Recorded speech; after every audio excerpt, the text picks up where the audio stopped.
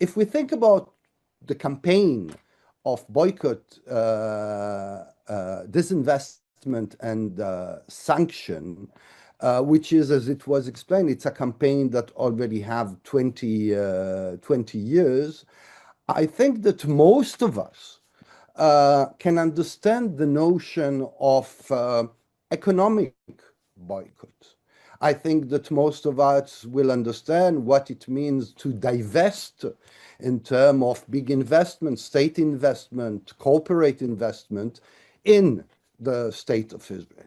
And of course, I imagine that most of us support the notion of sanction, which is the S of BDS, which in fact is related to the possibilities that state have. But there are domains within the campaign that are quite annoying for some of the people that will be open to notions of economic boycott, sanction, and divestment. And one of them, and maybe the most crucial one, is the question of cultural boycott. So, in fact, what I would like to try to do, in order not to be too long, is to try to answer to question that most of us maybe are asking when it comes to the boycott. But let me start first from something that we might share all together. We're watching now, and this is a new thing, to watch a genocide online in real time. We're watching a colonial oppressive campaign every day through our social medias and traditional medias. And I assume that a lot of us wake up in the morning and ask what we can do, in fact, for that. Seeing that our governments, and I'm talking now about Western governments, I'm based in France, are doing actually not a lot, in order not to say they're doing nothing, which means to do nothing, it's a mode of complicity. So we are waking up in the morning and asking ourselves what actually we can do in order to change the situation. I'm not naive, I'm not utopic, but I believe that if there is something that we can do, is to support the minimum, which is the call that was called by Palestinian civil society, 71 organizations of the Palestinian civil society within occupied Palestine, within the world, calling us to take a real measure of solidarity. So my first answer to the question, what we can do, would be a simple one. What we can do is to join the campaign of boycott. But we are within a frame which is the question of a festival and a cultural boycott.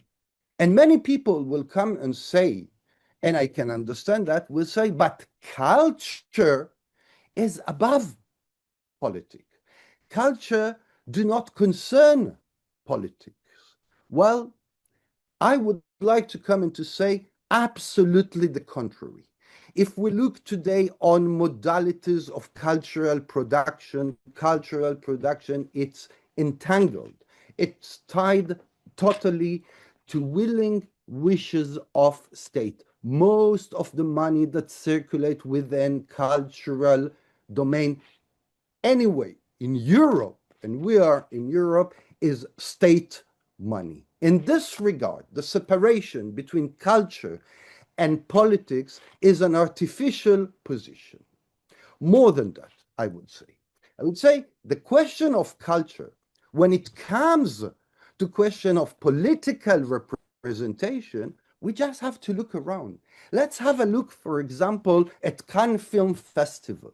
And in Cannes Film Festival, we will see, and I assume that in Venice also, films which are in the mind of many of people are above politics, are represented through the flag of the production, which means that we have a kind of a completely entangled situation where a film is nationalized by the state. More than that, a film is nationalized by the cultural organization that represents it. I mean, if we take a product, nobody puts in parentheses next to a product saying this product is USA, this product is Israel, this product is this. But if we look on the catalog of Venice, we will see that all the films are represented as if there were national representation. And in this regard, if they are national representation, so it means that the link between politics and culture is something which is positioned by the cultural organization themselves. And here comes the question of the cultural boycott. What it is the campaign of BDS? The campaign of BDS comes out of one idea, which is in a non-normal situation, we are not allowed to act normally. Or I will put it in the words of Archbishop Desmond Tutu, which was the Archbishop of Johannesburg, which was a militant against apartheid and the inventor post-apartheid of the Truth and Reconciliation Commission and a Nobel Prize. Desmond Tutu tells us one sentence that maybe this will be the basic. He said, in a situation of oppression, to be neutral is always to be on the side of the oppressor. So, neutrality, which is one of the arguments that many people put forward against cultural boycott, to say we have to keep the culture in a neutral situation. In fact, this neutrality is a support to the oppressor. And in this regard, the first act, before even the boycott, is to say we cannot keep neutral in a situation where neutrality benefits the oppression.